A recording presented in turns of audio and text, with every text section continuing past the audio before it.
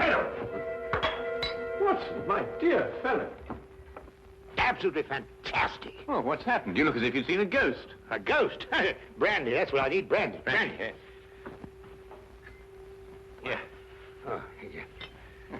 Who struck you? Well, you said it yourself. It was a ghost, and without any previous warning at all, he hit me in the eye. Yeah, wait a minute. Yes, I think you better have another. Well, thank you. And now I'll begin again. Who struck you? Upon my words, Holmes, it was a ghost. The ghost. Huh? Do you have a headache, Watson? It may seem humorous to you, but I mean, look, let me tell you from the beginning. Yes, please do, but start right at the beginning.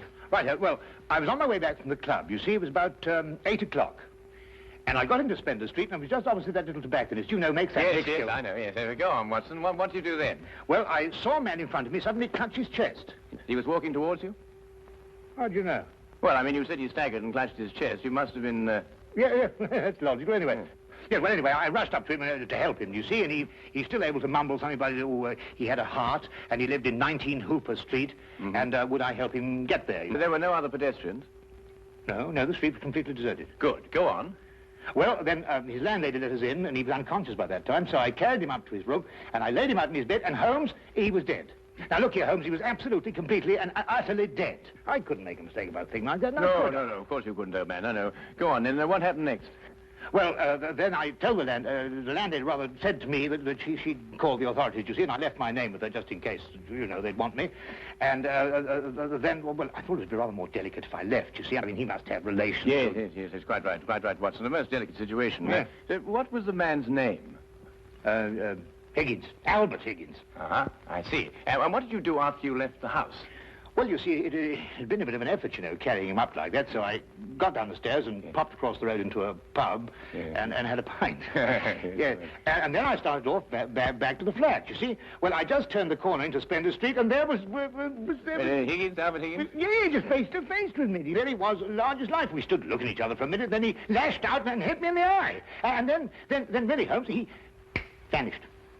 Vanished? Yes, he's into the blue. Well, he ran away? Well, the street was rather ill-lit, you know, and it took me a minute or two to pull myself together. And then I don't know whether he ran away or not, but he vanished. Well, that's most unusual. Most. Did you speak to this ghost? Well, I may have said, good gracious, Higgins, or by Jove, Higgins, or even good heavens, Higgins. Oh, yeah, it is perfectly natural, Watson. Describe Higgins to me. Well, he's 50-ish. Sandy-haired, medium build. Well, is that all you observed? No characteristics? Well, now, really, Holmes, when I had the chance of examining him on the bed, the most obvious characteristic was he was dead. Yes, well, how was he dressed? Green tweed suit. What, just wearing a green tweed suit? He must have been wearing something more than that in this weather. Oh, no, he had a big floppy hat and a long overcoat. Ah. Oh, and something else. Yes, I did notice something else. He limped. Aha. And was he carrying a cane? No cane. Well, is there anything else, Watson? Think hard. Oh, yes, I remember something now. What? Yes, the second time I saw him, he was carrying a package. But the first time, he didn't have one. Now this is curious. Very curious. Where are you going, Holmes? Not me. We. I'm in no condition to leave the house. And a morsel of raw beef will immeasurably improve your appearance. And then what? Then we shall do our best to track down the belligerent ghost of Albert Higgins. Fascinating idea, don't you think? Well, the whole thing's been most unnerving, you know. I mean, it knocks the wind out of the chap, yes. Oh, really, no one.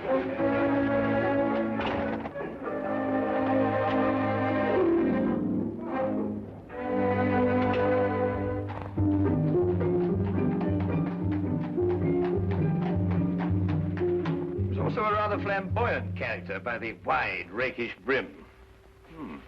I see he was an artist, too. Though he hasn't painted very much recently. Notice the specks of paint underneath the brim here. And not house paint, but canvas oils. Here, what's this? How are you, Jensen? What are you doing in poor Albert's room? Oh, good evening, Mrs. Blake. You remember me, Dr. Watson? You're the bloke who brought poor Albert in. Yes. Who's your gentleman friend? Ah, this is Mr. Sherlock Holmes. Mrs. Maggie Blake, the landlady. Pleased to meet you, I'm sure, Mr. Holmes. Oh, poor old Albert. He was proper fond of life, Albert was. He wouldn't have popped off if he'd had his way. Oh, few of us would, madam. I was around to the local having me good-night pint. And grieving for poor old Albert. He would have wanted a proper send-off. With a pint of mild and bitter, Albert would. No doubt he would, madam. The body, I see, has been removed by the authorities. Oh, poor old Albert on a slab. Oh. Oh, dear, dear. Have you notified his next of kin, Mrs. Blake? No, he had none. He was all alone. Oh, I see. Where was Mr. Higgins employed, madam? At the Pembroke Museum, right around the corner in Spender Street. It's a picture museum. Albert was a day watchman. A day watchman, you say? Well, what were his working hours? 9 in the morning till 9 in the evening. Punctual as a clock, Albert was. Never late a minute. Poor Albert. He always came back from the museum, then, at a few minutes after 9 every evening. Aye, to make his supper. He was a proper good cook, Albert was. Excuse my saying so, madam, but aren't you mistaken? Surely it's a little after 8 when Mr. Higgins finished work? Because it was only a little after 8 when I picked him up this evening and brought him here. Oh, no, Doctor. It was just after 9. I marked the time because I was waiting for Albert to come back. He'd asked me to get him a cut of beef. He always came back just after 9. He'll never eat that beef now. Poor Albert won't. He'll hit you in the eye. Hmm? Oh, no. I just bumped into a door. Oh, you shouldn't get familiar with the door, if you know what I mean. Well, really, that... Yes, I think we've found out all we can for the time being, Watson. Thank you, madam. We shan't intrude on your grief any further. Poor old Albert. It really is most embarrassing about this eye, Holmes. Did you hear? She inferred. It's a terrible situation. And she's wrong about the time. It was only a little after 8. And it's only a few minutes' walk to Spender Street. Yes. Time is a curious dimension, Watson. Habit and a preconceived notion can so easily reverse the hands of a clock. And yet the clock is still in perfect working order. Where are we going? To view the mortal remains of poor old Albert Higgins.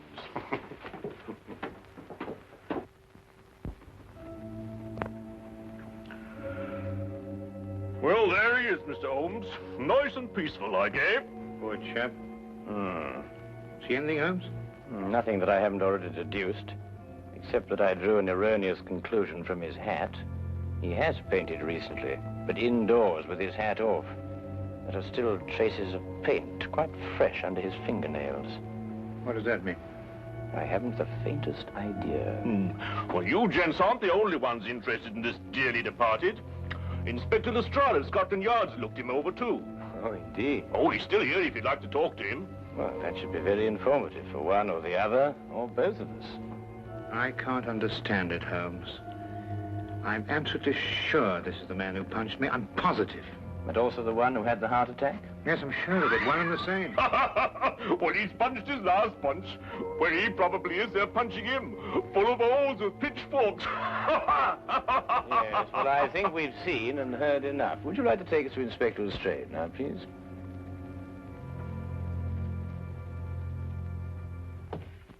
Ah, hello, Inspector. Oh, Mr. Holmes, I'm surprised to see you here. Now, this is one case you can't make anything clear out of. Oh, then why, my dear Inspector Lestrade, are you here? Well, when they brought him in, somebody recognized him as Pound-Note Albert Higgins. I come along to check their identification. We like to keep a track of our old pals, you know. What was he in prison for? Counterfeiting. He made the best pound notes you ever saw. Yes, he was a real artist. Lestrade, there's no doubt as to the cause of death, is there? Oh, sorry, Holmes. Heart failure, no foul play. I understand you were with him in his last moments. Yes, I was with him on the street when he had the attack, and I took him home. There was nothing you could do, I suppose. Nothing. He was dead before I had a chance to do anything. By the way, what time was he brought in? Oh, let me see now. It would be about, yes, here we are. 9:45. Higgins' landlady notified Constable Smithers at 9:30. Smithers had them remove the body in a matter of minutes. Inspector, are you sure it was 9:30 and not 8:30? No, 9:30. It's right here in Smithers' report. Why? Oh, No, it's nothing at all. You're quite sure, Lestrade, there's nothing more to this than a simple case of natural causes? Ah, no, there's no mystery at all. No mystery, Mr. Holmes. Hey, what happened to your eye, Dr. Watson? Oh, I bumped into a door. A door? Oh, well, that's a new one anyway. Was it a pretty door? Now, really, Lestrade. That's all right, Watson. I won't tell a soul. Well, really, this is insufferable, Holmes. Nobody believes me. Well, why did you tell them the truth? What, that I was punched by a ghost? Yes, I see what you mean. We may have to take on this case anyway, if only to protect your honor and reputation. Well, it's intolerable, Holmes. Absolutely intolerable.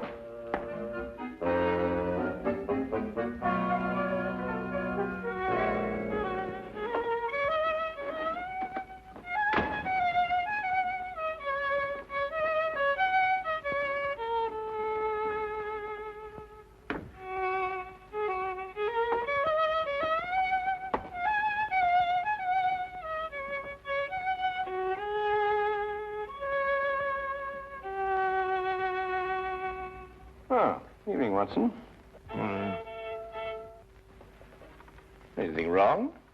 No, nothing. Of course not, everything.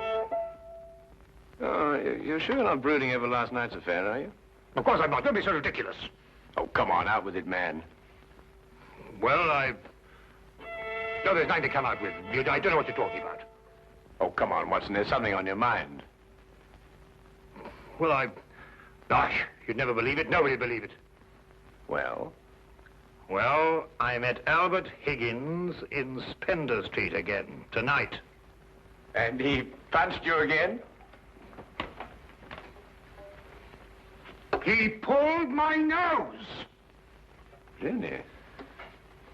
Very interesting, Watson.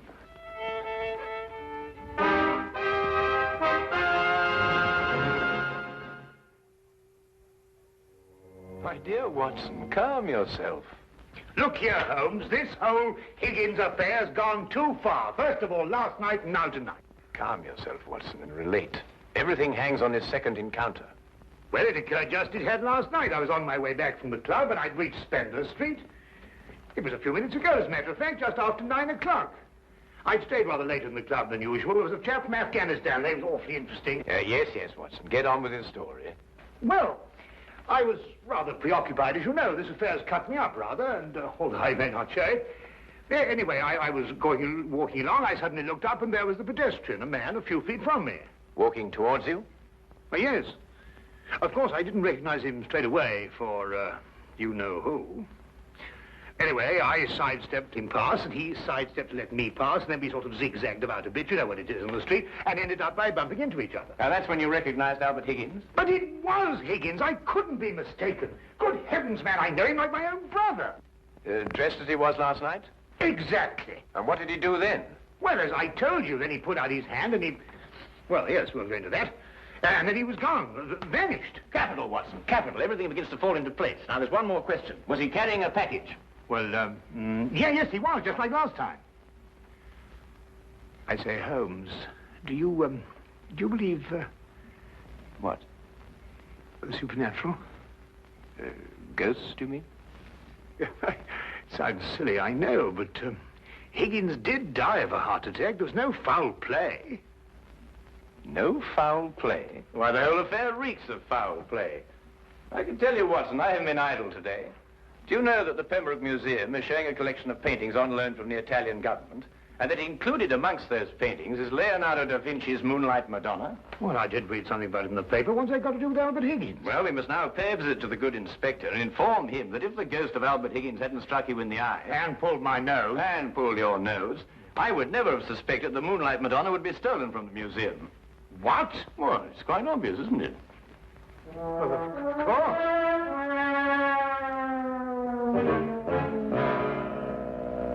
I see. Thank you. Well, we'll soon know, Mr. Holmes. But if the picture's still hanging in its place, and we've dragged the curator out of bed to check on it, well, false alarms like this don't exactly help the yard's reputation, you know. And what about my reputation, Inspector? When I say a man died a little after 8, he died a little after 8 and not a little after 9. And when I say his ghost punched me in the eye half an hour later, hang it, he punched me in the eye. Oh, we all have our off days, Dr. Watson. To err is human, as the poets say. And furthermore, if I tell you that I bumped into this chap's ghost again tonight, You didn't tell me about any second meeting. Oh, didn't I? Well, nothing. An hallucination, that's what you had, Dr. Watson. Yes, it's, psychological. That's the thing in crime today, psychology. I've been studying it, you know. You astonish me, Inspector. Oh, we're not as backwards as you think, Holmes. No, we like to keep abreast of the times. Though I don't mind admitting I don't think the psychology's got much of a future. Oh, come in. Ah, Hawkins, you saw the curator? Oh, yes, sir. I called him, Mr. Bentham, as you instructed, sir. He was quite excited when I told him this picture called the Moonlight Madonna had been stolen. And? And so we rushed around the corner to the museum. And? Well, sir, the picture was there, hanging in its proper place. Good night, sir.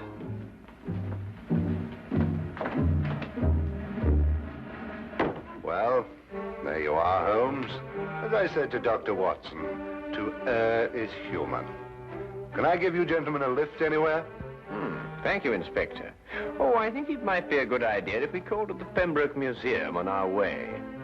But you heard what Hawkins said. The picture was hanging in its proper place. My dear Lestrade, Hawkins' statement merely proves that what he and the curator saw was not the Moonlight Madonna at all. Merely an excellent forgery.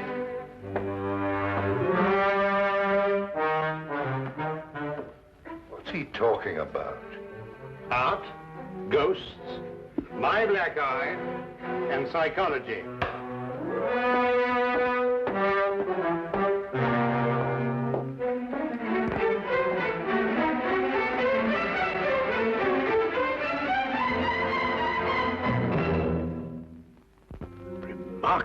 Remarkable. Only a microscopic examination of the brushstroke shows it any different from Da Vinci's work. Of course, if you still have any doubts, a chemical analysis of the paint mixtures will prove them to be of modern manufacture. No. You've quite convinced me, Mr. Holmes. An analysis is necessary. Dear me, this is catastrophic. A rather delicate situation, eh? Delicate? The Italian government will hold the British government responsible. Now, the painting is an Italian national treasure, and the theft could easily affect the pending treaty between the two nations. Mr. Holmes, you must find the original before the Italians learn the painting's been stolen. The British government will hold me responsible. And the Yard will hold me responsible. The most priceless of the lot, too. Yes, naturally. Well, we know who stole the painting and substituted a forgery, Higgins. All we've got to do now is find out where he hid it. What time did you leave the museum, Mr. Benson? Well, a few minutes before 9. Higgins was still on duty. You're quite sure it was Higgins? I'm certain, Mr. Holmes. I chatted with him for a few moments, and I couldn't have mistaken his voice. And the night watchman relieved him at 9. Well, you heard him say that, Mr. Holmes, and that he had a package with him when he left. The night watchman swears up hill and down dale it was Higgins, all right. Well, the matter seems to resolve itself very nicely, doesn't it? Dr. Watson was punched by Higgins a few minutes after 9. The night watchman saw him leave at 9. And you spoke to him a few minutes before 9. Look, Holmes, why don't you and Dr. Watson go home and have a good night's rest? From now on, it's nothing but plain, ordinary, simple police work. Nothing you could use a magnifying glass on. True. True, Inspector. Well, good evening, gentlemen. Yes, well, good night, gentlemen.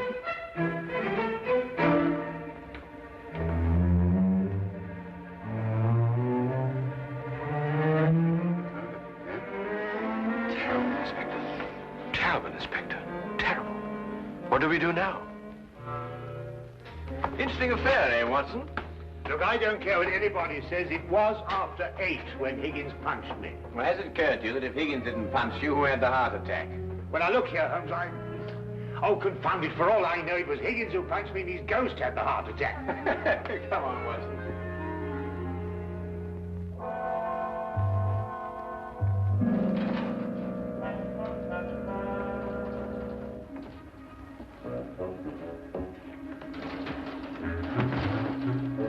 might have the common decency to tell me what we're breaking into. Shh, whisper. But I am whispering. Oh, yeah, quiet. Look here, we broke into the rear of the museum because if so, Holmes, really, I don't know what's going to happen to us.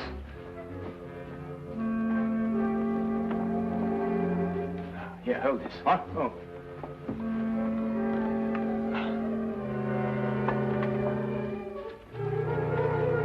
Holmes, this is sheer vandalism. Yes, well, then there must be a bit of a vandal in us all. Holmes, what are you doing? This is wanton destruction. I've never seen anything like this in my life. I forbid you to. I didn't know this side to your character, Holmes. I'm shocked. Ah, just as I thought. Look, Watson. Good heavens, but Moonlight Madonna. Yes, ingenious, isn't it? And yet, what could be simpler than to attach it to the back of an old rubber painting?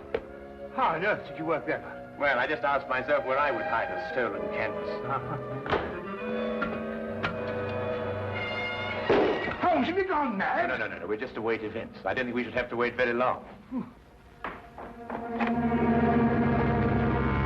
Holmes! Dr. Watson! What's the meaning of this? Watson, I believe you've already met Mr. Bentham in his capacity as curator of the Pembroke Museum. Allow me to present him to you now as the picture thief. Charmed, Dr. Watson. Oh, delighted. What is this? So you discovered my little hiding place, Mr. Holmes.